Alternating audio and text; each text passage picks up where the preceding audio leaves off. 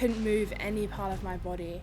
In those 9 months, I had 30 seizures and over 1,000 mini seizures. I finally had calmed down and got to think about what just happened.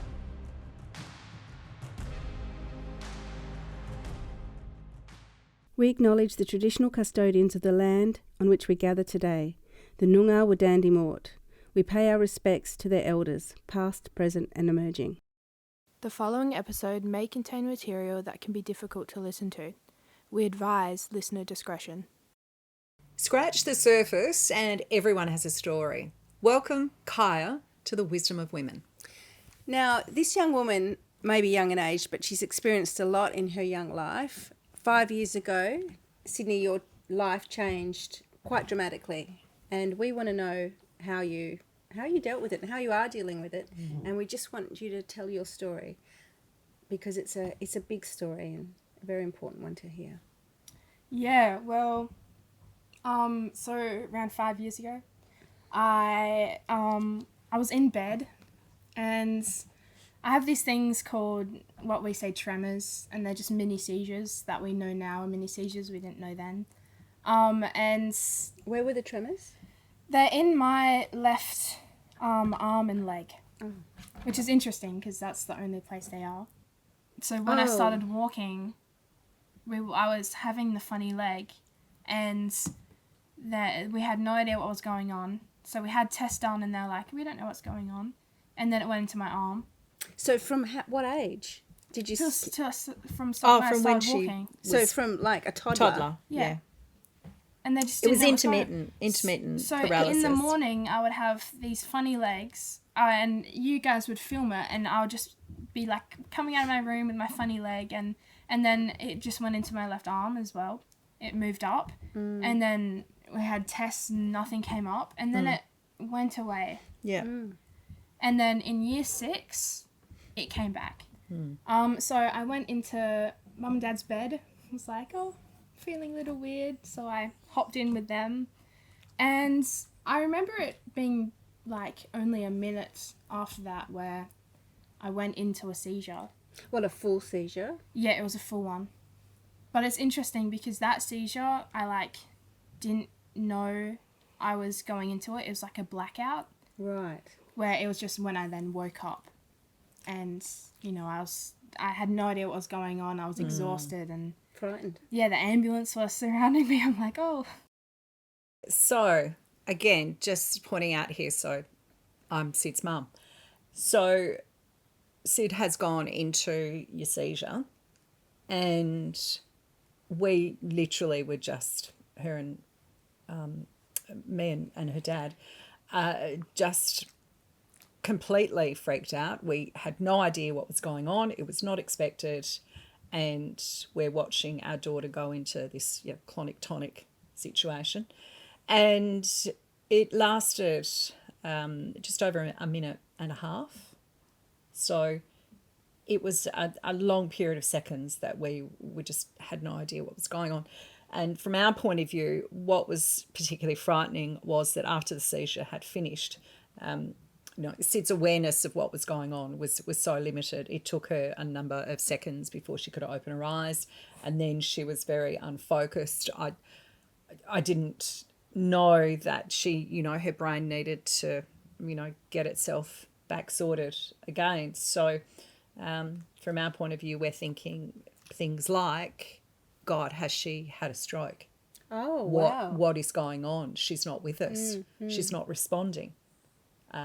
So that was, we called an ambulance at that point. So this is 5 years ago, and this has happened, and you have no idea what is going on. yeah, from my point of view, I just woke up and I was so exhausted that I couldn't talk. It was very hard to breathe. I was so out of breath. I couldn't move any part of my body because I was just that exhausted. And I just had no idea what was going on. I was so confused. Did they take you to the hospital? Yeah, so an ambulance was called. Yeah. So she was taken to the hospital, and there began sort of a series of tests to find out what had gone on. But it really came up as just like an isolated seizure. Yeah. Of course, And yeah. I mean, that night's a blur to me now. So now we know what's going on. So can you explain what you were diagnosed with, and then we can go back and kind of piece it all together? yeah, even that was a process though, wasn't it, Sid? Yeah. So I just call it, I have a nocturnal epilepsy. Nocturnal epilepsy. Yeah, because Right. I only have full seizures at nighttime. Is that because you're like your brain's quieter, or do they know why? It was something to do with something released when I'm like sleeping, isn't that? Wow. there's some particular conditions, I suppose, that they say make you more susceptible to that nocturnal epilepsy. But epilepsy itself is, I think, one of the most sort of underspoken of conditions for people. And 1 in 25 people will at one point in their life actually experience an epileptic seizure. That's a lot of people. Yeah, that's the statistics. Now, it may only be a one-off, Yeah. or it may be, the start of something that is quite regular and quite severe. So from Sydney's point of view, that was a one-off episode. And then a week later, Sid suffered a series of cluster clonic-tonic episodes. And I don't think they call them clonic-tonic anymore, but and they pretty much began what was a much more intense and more regular period of time where the seizure activity was happening a lot. So did they figure out quite quickly, oh, you have epilepsy, or was it a real a long time for you to figure out what was going on? And how did you cope? Because you would have been up in the air not knowing what's going on. How scary. Yeah, so I don't know. I mean, I was pretty young. I don't know how long it took. You were 12, and pretty much I slept with Sid for almost a year. Yeah, it was 9 months where I remember I had a diary that we would write in after every night how many the mini seizures, how many of those I had, and if I had a seizure. And I remember reading back, in those 9 months I had 30 seizures and over 1,000 mini seizures. Oh my God. So there were times through the night while I was, and I was sleeping with Sydney, so I could be aware of what actually was going on so that I could note it and then go to the paediatrician and explain, this is what's been happening. So there were times when Sid with mini seizures, which sort of lifted her body off the bed, like her head would come up, but they weren't full seizures. But, they might last anywhere from 8 seconds to 30 seconds. And she would have multiples of them every night. It was 10 to over 50. That is very intense. Yeah, and I remember those pretty well. So it would just, my leg would start going weak, and then it would tense up, and then it would be my arm, and that would tense up. And it was only ever those two for the mini seizures. And you said that I would lift up. Yeah, I would lift up because I was like trying to stop because they would, I don't know, they would kind of like move up a bit because they're clenching, and so I would try and push it down. I would use my other leg to push down my left leg. And yeah. So while all this is going on, we're going backwards and forwards to the paediatrician saying, look, this is happening, what's going on? And Sid had some scans initially to check for anything else that potentially might be going on, and nothing showed. Right. That in itself, though, created the situation of not exactly knowing what was going on. Right. So it was a good 12 months before medication actually started to bring the seizure activity under control. I was on Keppra originally, and it would work for about a night, and then it would kick back to just having those mini seizures, and it's just a build up of mini seizures to a seizure, and then it goes back down, and it was just making that I would just add a larger dose of Keppra each time, until one night It was in Albany, and I had 3 seizures in one night. And then that's when I went on to a different medication. And did that finally. help? Yeah, that as soon as I went on that medication, I had no more clonic seizures. Right. I still had mini seizures, but Yeah. And bearing in mind, when you're on this kind of medication, you don't just cease taking it and start something new. Yes. So what happens is you have that weaning process off, and then you increase the So dosage it's at really the same difficult. So time you as still your gotta other go through it medication. all to get to where you're not having it. So Yeah, that's right. it's not an instant thing that helps you. It, No, it takes a little bit of not time. at all. And you said that it stops the seizures, but the mini seizures, were they still happening? Do they still happen now? yeah, that can still happen. I haven't had it for a couple months now, which is good. Yeah. But I remember after I stopped having the clonic tonic and I started going back into my own bed, I would have nights where I would be having the tremors, but I would be like, okay, I'm not having them anymore. But I'd be so terrified that I was going to have a seizure. I would put the light on and I would force myself to stay up all night. Sid.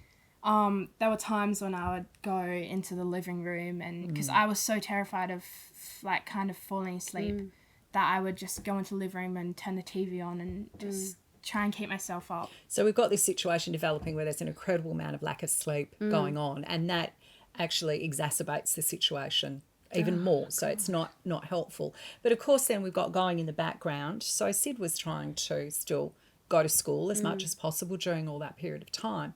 But when you have a seizure, it's likened to running a marathon. So your body is physically drained to that point. Oh my God. It's a marathon what the body goes through. So there's all this stuff going on. And Sid was always, pretty much a, good student, clever and really involved in physical activities as well. But it all kind of changed, didn't it? Because it went pear-shaped where I suppose you just didn't trust your body anymore. Yeah, it's because I remember I would have all these nights and then I would go to school and then I would have nights and go to school. And it was like it was such a blur. I was just trying to hold on. So it was interesting. I was looking back on the grades I got. And in year 7, which was the year that it all happened, I was still getting B's and A's. And then as soon as everything kind of got fixed, it was like I was so exhausted and my grades just dropped lower. Wow. And yeah. And things would happen like, you might be walking from one class to another and you'd have your mini seizures. So with your left, side. So it meant you couldn't walk properly. Or if it was impacting your arm, you couldn't draw right properly. Wow. And I remember I would be sitting in assemblies in year 6 and I would pray to God that I wouldn't get an award so that I wouldn't have to walk up and have the chance that I would get my funny leg while walking up to get the award. That's so hard. That's so hard. And, in primary school, every year your class had to do a performance in the assembly. I'd be assembly. terrified to do that as well. In case your funny leg went. So there was that impact as well. Yeah, there was a couple times when I'm in class, and I remember specifically in one of my English classes, and this was after everything had been sorted with my clonic tonics, and I was just trying to write, and my excuse for whenever I got the mini seizure was, I'm what's it called, having, when your muscles clench up. Oh, cramp. Yeah, I'm just having a cramp. Oh, Yeah, and yeah. And it would always, if it was in my leg and I was walking, I would have to stop walking. And so if there were students behind me and, if we're going upstairs, it would just so much anxiety because I couldn't move. And then people would get mad like, oh, what? Get out of the way. Get out of the way. And then I'm just standing there like, I can't. So, okay, so the big seizures are under control, but before that, you're trying to stay awake, but you're actually exhausted. So that must be wreaking havoc with your mental health. Then when you are on medication to help you, it's still not helping completely, but then a diagnosis of having a form of epilepsy will be quite confronting for someone so young. How was your mental health? So we weren't thinking about mental health at all. You were during that just time. trying We to had focus no on... idea that it would affect mental health, to be honest. We just carried on. Well, no, I think you're so focused on just the physical aspects of it that mental health doesn't even come into play. You're in survival mode. Because of I'm just trying to thinking, get like, through. not sleeping and being exhausted and then trying to carry on. That would just floor a lot of people. That's what I mean. It was just this situation that was... So you were really just focused on your physical. Yeah, the I was seizures. focusing on surviving. Yeah. And I also found it interesting is I think that because the time when it was, I would have, like in the year 7 period, I would have a seizure, then I'd go to school. I'd have a seizure, then I'd go to school. I think that now I associate school with bad because I was having the seizures. Yeah. So from that point on, I think school was just something that I subconsciously thought was a bad thing, and that's why I started not wanting to be there. Yeah. Yeah. Yeah. It was one of the triggers. It became a trigger. Yeah. Wow. Which in fact was pretty much a part of that whole post-traumatic stress disorder to a degree, because there were certain circumstances or situations that would literally just tip you over the edge. In school, whenever the class was quiet, I couldn't handle that, because when I was starting, because all my seizures happened at night time, it was silent. Of course. And it would just bring back terrible memories, because when I was having a seizure, it would be, the leg would start up, and then the arm, and then it would go to my face all within 1 second. And then my ear would start ringing so badly. It would start ringing and then get so loud that I wouldn't be able to hear Mum's voice anymore because she would be speaking. And then that's all I'd hear. So whenever it's silent, I feel like I'm going to start hearing that ringing. Wow. And I realised recently there's a tone of your voice that reminds me of... Because whenever I would start having a seizure, you would be sitting there saying, "It's okay, I'm here, I'm here." So there's a tone of your voice that just sometimes... Oh, is that a trigger as well? Like when she's trying to calm you. Yeah. Oh. And the smell of your room, that reminds me. At school, I didn't tell anyone I knew what was going on. So it was just going to school, and then I feel this way, but I don't tell anyone. So they're kind of like, "Oh, you like, what's going on?" And I'm like, "Oh no, I'm fine." And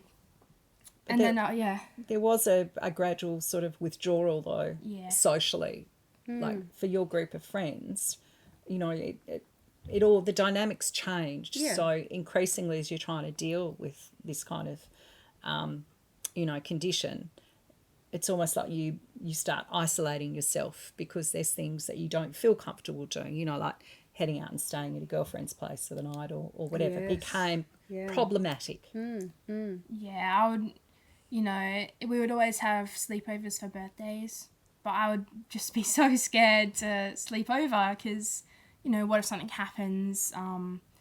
And so I wouldn't really want to go. Yeah. And then it impacted you physically, so, all the sports and the activities. Yeah. I didn't do basketball. I stopped doing basketball year 7. I did continue doing netball for till I think it was just till year 8. So I was doing netball during year 7 as well still. And could you get through a game okay without a funny leg or a... Yes. Okay. If I tripped, I would get it. Oh. If I got really scared of running because if I would run, I would get it. So luckily I'm a shooter, so I was put in a position where I didn't have to run too much. But I did still play. Wow, that's really incredible that you still powered through playing when you're going through all of this. Yeah. So I mean, I love netball, so. yeah, and do you know what? Sid was such a trooper. Like, you really pushed through and pushed through. But it kind of hit the situation where we dealt with the physical aspects of epilepsy. We had it reasonably under control to a degree, Yeah. but it's almost then like that then is where the mental health started Okay. going downhill. It's Okay. just the physical happened, then we stopped it, and I finally had calmed down and got to think about what just happened. Yeah. And that really broke me. It broke you. So I remember it was one night, and because you had already noticed that I was withdrawing a lot, and you had asked me a couple times, like, are you okay and stuff, and to me I just hadn't thought about any of that. I just thought I was normal until one night, and I was just having those tremors Right. that night, and I had moved into a new room, and I just had a mental breakdown. I just sat on my floor and cried the entire night. Oh my God. Why did this happen to me? Like, why won't it stop?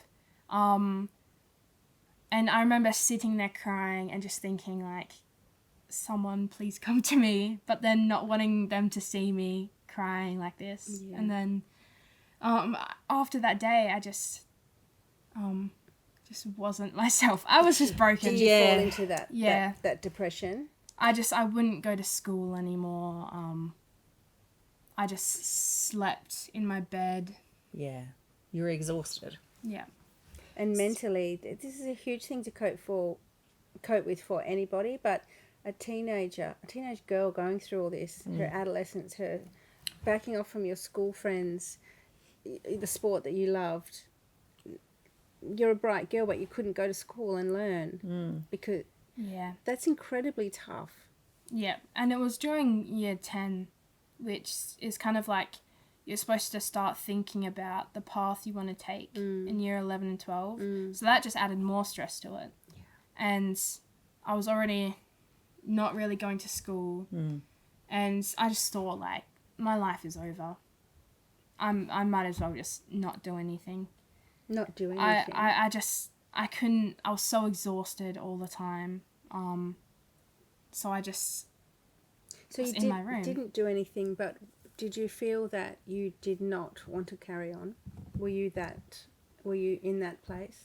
So during that time, I started self-harming. Oh. Yeah. And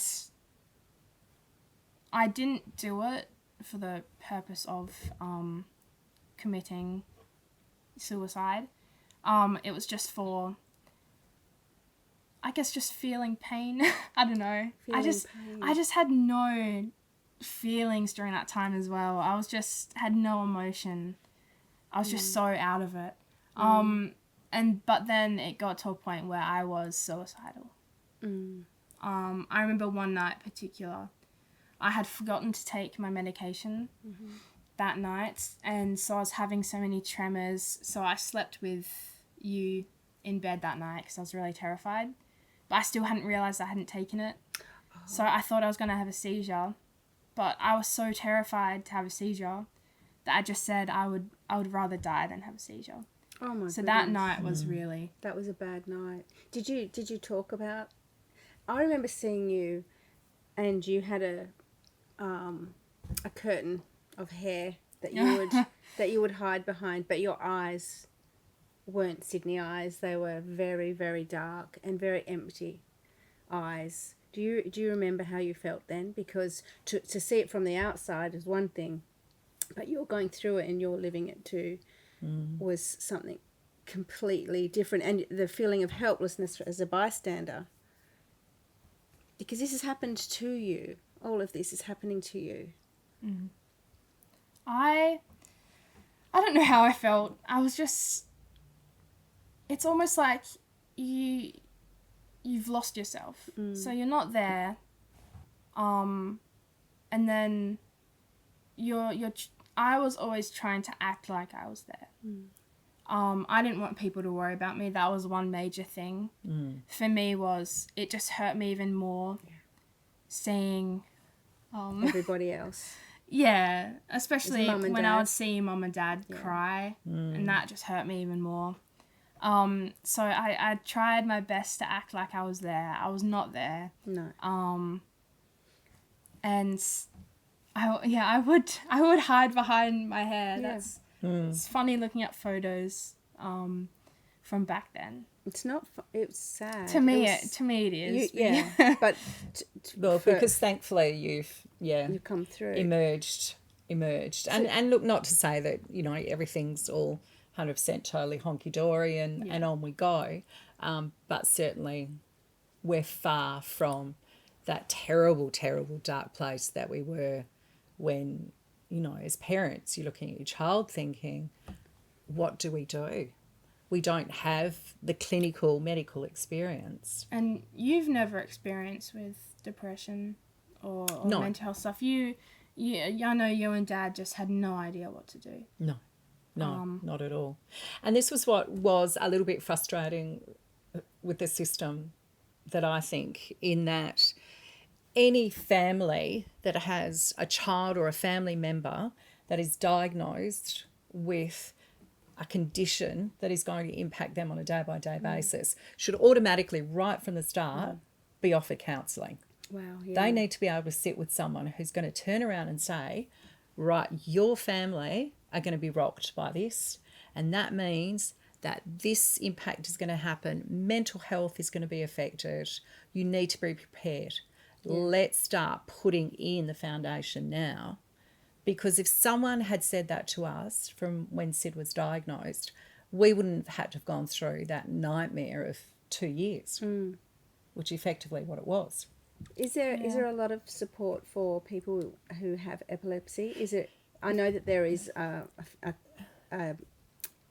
foundation, the epilepsy. There's a few. Do they get a lot of support? There's a few foundations, so both nationally and Epilepsy WA, who have been absolutely awesome and have offered what help they can. Yeah. But no, Epilepsy WA receives no government funding to help their support services.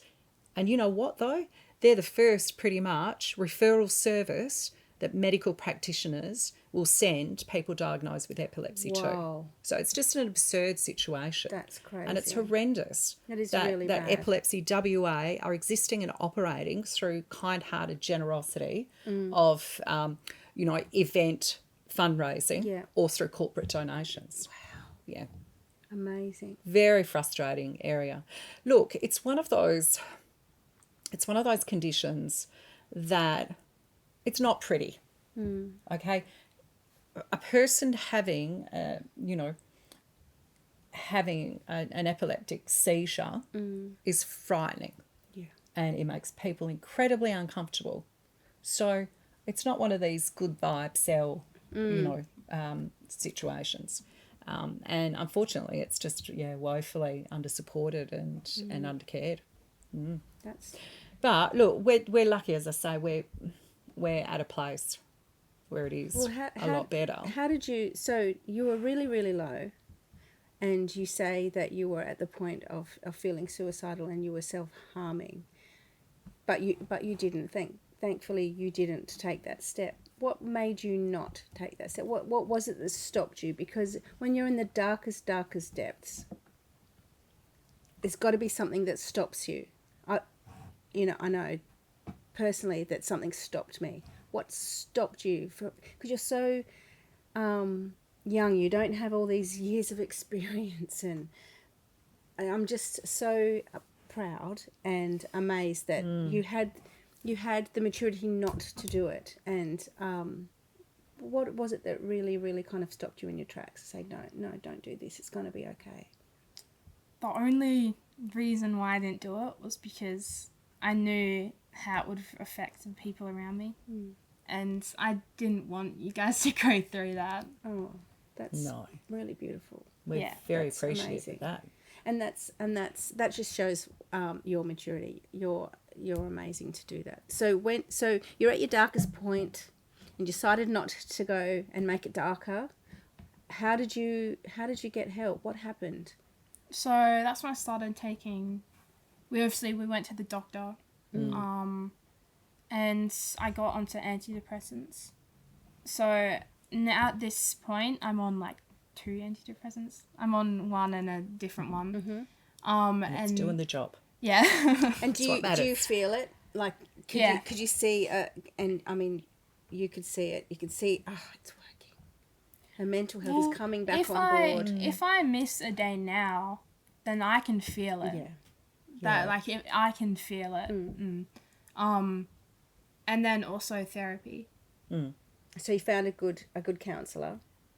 It took I think the person I'm with now I really like, but it took a while to find someone, because the problem with me that I figured out is that when I was with a therapist, I did tell them, I was very open, but I felt the need that I had to act like I was getting better. Right. Oh, coming to therapy is helping. Look at me, I'm getting better each time. Yeah, so in that sense, I again was just faking it, because I was just like, they'll be disappointed or they'll get annoyed at me if I'm not getting better, you know what I mean? So I just, which is why for a while it just didn't help as much as I thought. You were just going through the motions, but what was keeping you okay was the medication, but not so much the counselling. Yeah. And then you found a counsellor who clicked with you. Yeah. It was... Is it a process as well, I think, too, in that, like, most situations when you're experiencing something, you need to let yourself move through it and acknowledge it to reach the next step. And it's a time factor and as you say, a maturity factor as well. And it is talking about it.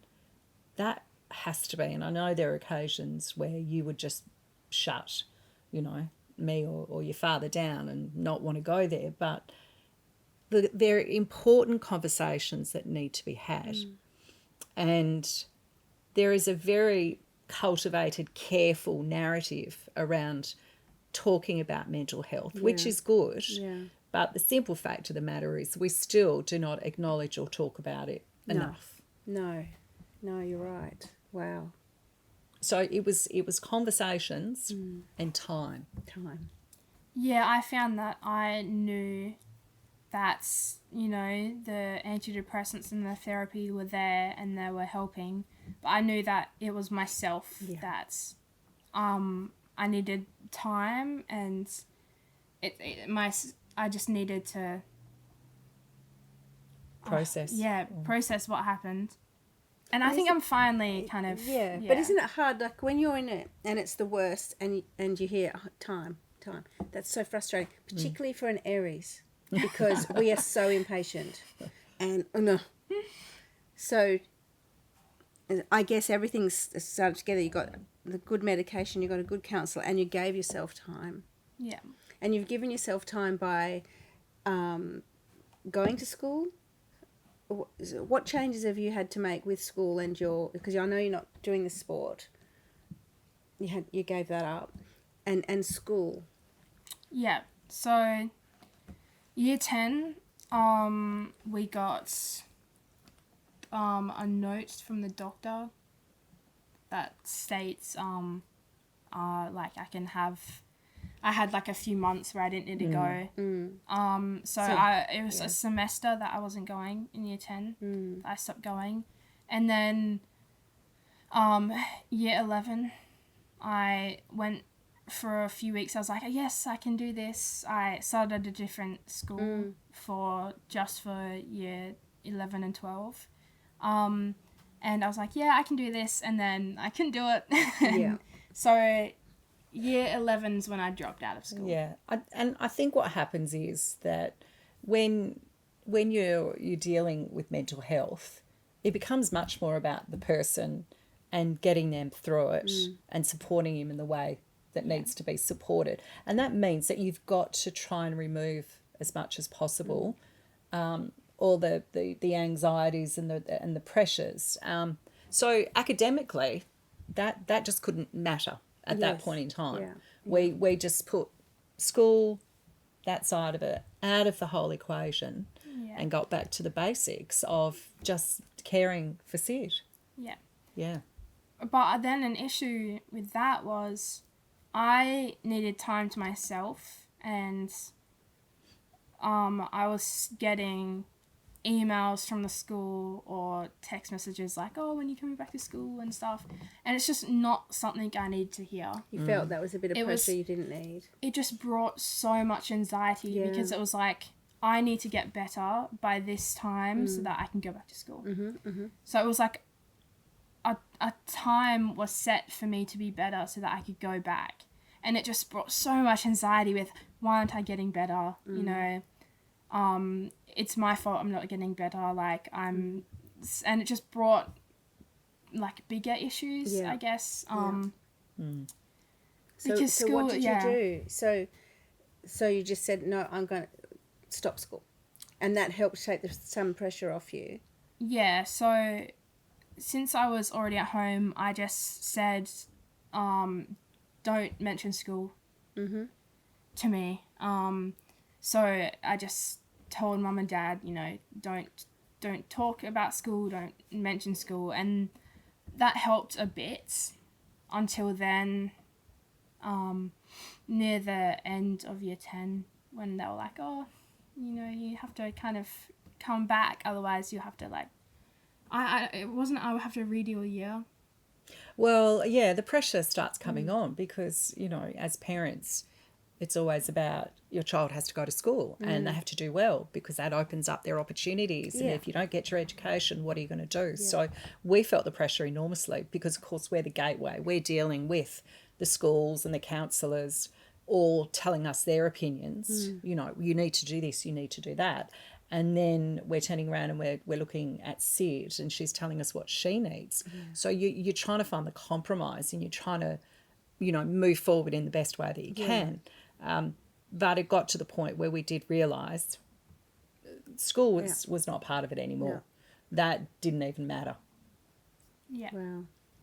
Because I guess what you're trying to do is not let Sydney stagnate in this period. You want her to start moving forward.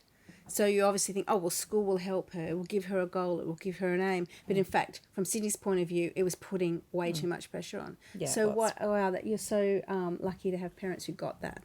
Because I'm sure that there's a lot of people out there. There are a lot of people out there that don't have that kind of click. You know, Yeah, I'm very lucky to have the parents that I have. With And I suppose every person's individual too in the way that they deal with their depression and anxiety. And look, what worked for Sid might not necessarily work for someone else.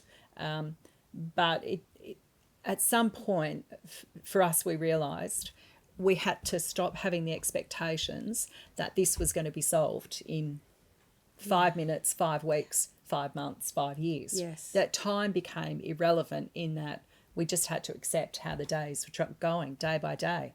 You know, just take it and like that. And it's easy for people on the outside to always have an opinion and, you know, no, she should be having this face. But my opinion is Sydney's a bright person. She's very mature and level-headed and clever.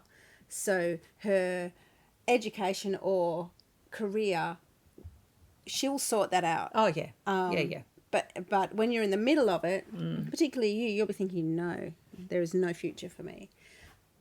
But there was this little ray of hope there with seeing, because the people around you, you loved them and you didn't want to lose them or be away from them. So that kind of kept you going. So it does mean that there is a future for you because of that. Yeah. Yeah. Yeah, in whatever way, shape or might And be. thank God for the good drugs. Thank God, because Well, it's kept you with us. yeah. Thank God. And there's other aspects of it as well. You know, you talk about how, you know, you pretty much existed in your room for a period of time, and that starts to impact on not just your mental health, but physical health as Yeah. well. So, of course, I got more weight, and that was not only because I wasn't doing anything, I'd stopped sport and physical activity, but the antidepressants put on weight as well. So then I started feeling terrible in my body as well as So then already a whole lot of mental health issues come up around that. because I didn't want people to see me.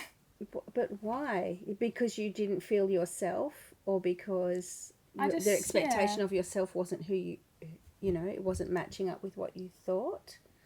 I think I just thought they would be disappointed in seeing how I was Oh, wow. in that state. Yeah. And body image is just such a huge thing. I mean, all no teenagers go through. Yeah. I mean, you know what, grown women go through it. I mean, I've had the body image issues over the years. So it's something that women, women unfortunately are made to feel like it through social media, through everything. It's there day in, day out. So to have, though, that you've got medication and then you've got a complicated diagnosis as well. It was just this perfect storm that created, additional The body image care issues. and concerns Yeah, on top. and people were like, oh, what if you just go outside and go for a walk? But then the thing is, I felt like people were just watching me, and I felt so uncomfortable going out to do exercise because I didn't want people seeing me. Yeah. And if I was at the back of the house and doing stuff, I would just feel like people were watching me there. From inside the house or watching you. Yeah. So I wouldn't want to do stuff there. And so my solution now is to just do it in my room. It's a catch-22 thing Yeah. happening. So you are kind of doing some stuff. And does that make you feel better? It doesn't matter about the body image. I'm not talking about that at the moment. But doing a little bit of exercise and whatever, does that make you feel a bit better? They say the endorphins are good. Do you feel that? Or do you feel I it's feel a bit like of a crap when I'm doing it, okay? But then I feel like, You finally did did it. something, yeah. Oh, well, see, that's good. That's a good Yeah. thing. So it's Well done. achievements. Yeah. Step by Yeah. step. One step forward, two steps back. It's just that momentum and I think it's really also about changing perspective, which means you got to change what you're doing, otherwise you keep doing the same things, as Yeah. well. And, like, from your point of view, Shauna, what was the hardest thing that you went through the last few years? Ultimately, it is the complete and utter lack of help that you can offer. You are just utterly helpless as a parent watching your child go through such terrible, terrible things. And you know what it's like being a parent. I mean, ultimately, if you could stop your child suffering, you'd do it for them. Absolutely. You take it, but you can't. So that was the hardest part, definitely. And there was also frustration, though, born out of the system. Yeah. So we all know our health system has huge issues. Parents have got their children on 1-2 year waiting lists to get in and see specialists. So that was a big concern as well, and particularly going then into the mental health aspect of it. Oh, wow. If you're in a desperate situation, you need help straight away. Straight away. Don't turn around and tell me, we can fit you in 6 months' time.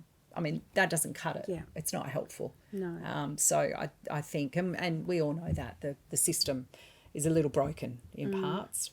But things like this is really good. The communication. So you had good communication with other people who've gone through this, with the Epileptic Society. Look, they were helpful to an extent, but Yeah. I mean, they're a help And they're service. limited. They're not Yeah. clinical. No. And it's clinical when you're dealing with, an impactful condition like that. You need support of your specialists and practitioners that are able to offer you, practical help, isn't it? Have you ever spoken to anyone who's been in a similar situation with epilepsy? Well, we went to the support group, and there were some people there, but outside of that, no. No, you keep it to yourself. I just had talked to like people at school, some of my friends, and like, I had a seizure once, and I'm like, well, it's because they're like, I know how you feel.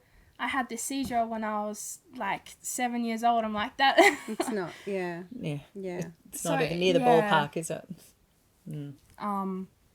So I didn't really know anyone outside of that group that had similar stuff to me. And from the mental health aspect, are there people like any of your peers or friends or that have been through similar situations of feeling that low that you've been able to talk to, or are you hoping that this might reach out and help friends or other people that you will never meet? Yeah, I want it to help people. I talked to some of my friends about it, especially one person that I was very close to. But I didn't really talk a lot about it. I remember one time though, when I was at school, and it was at the time where I was kind of not really going. I would go sometimes, and I went and I had an English thing I was supposed to hand in.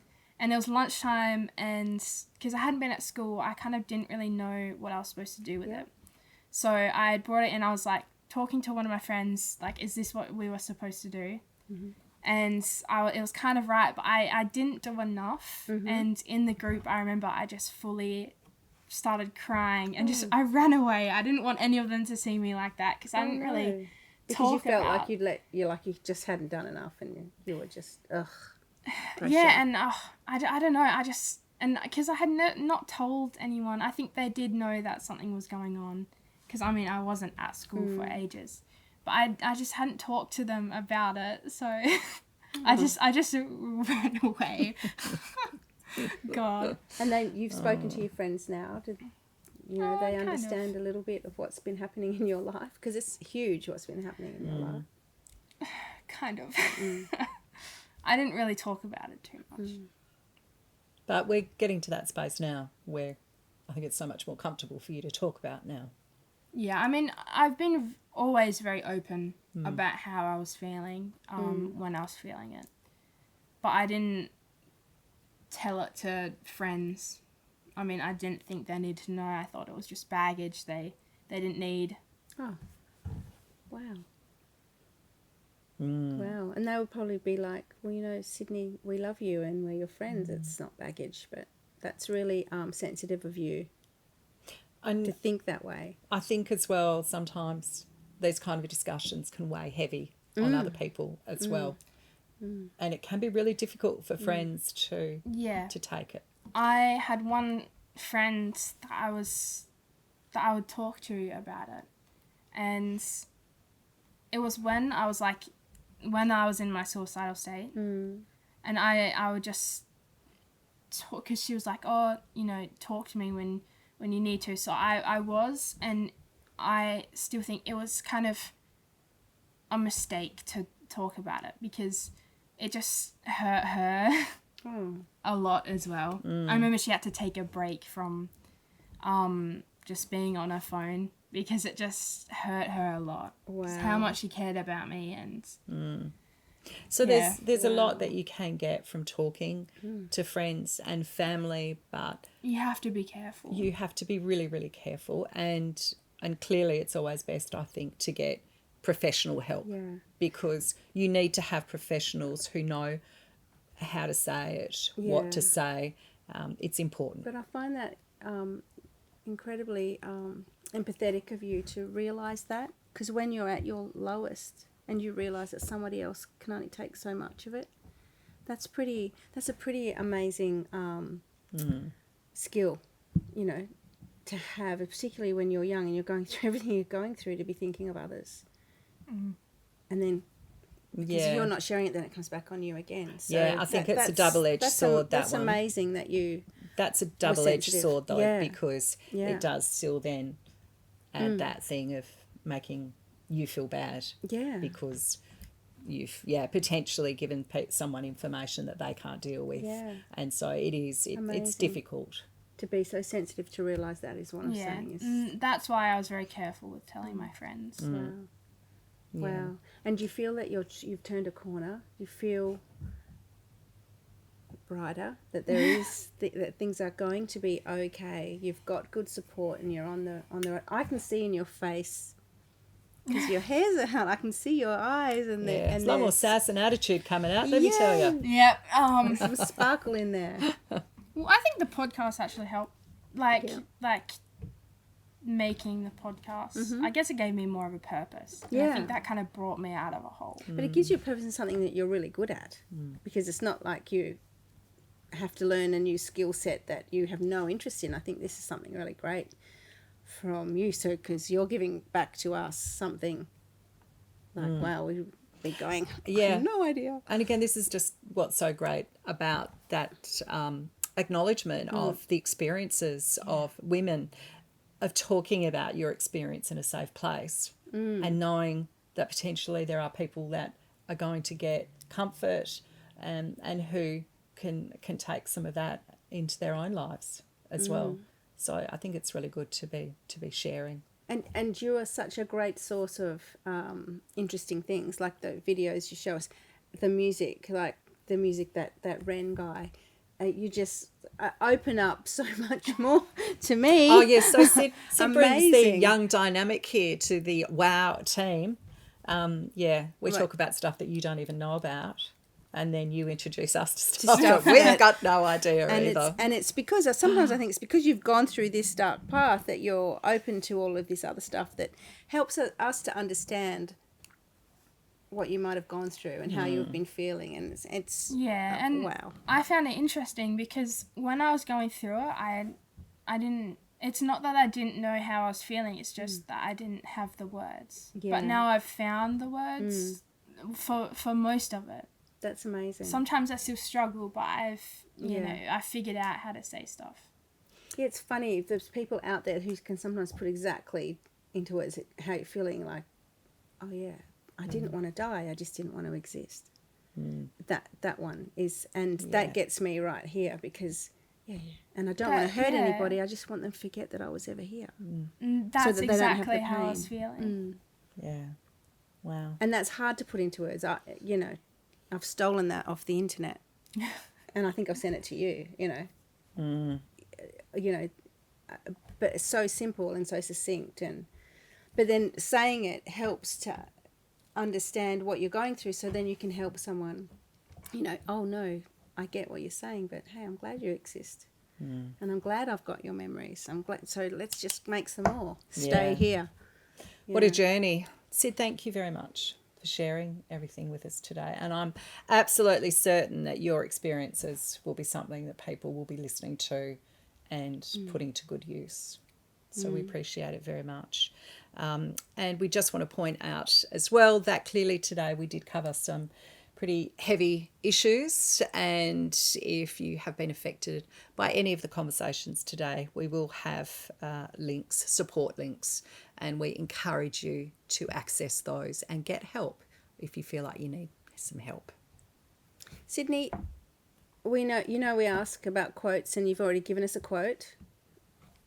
But what's another quote? Because I think quotes change all the time. Sometimes you have a favourite. Yeah. Sometimes you have a life one. Do you have one for us today? Yes, I do. If you change the way you look at things, the things you look at change. Ooh. Very, very true. And very appropriate for today, Sid. Yeah, it is. Nice work. Yeah. Thank you, Sidney.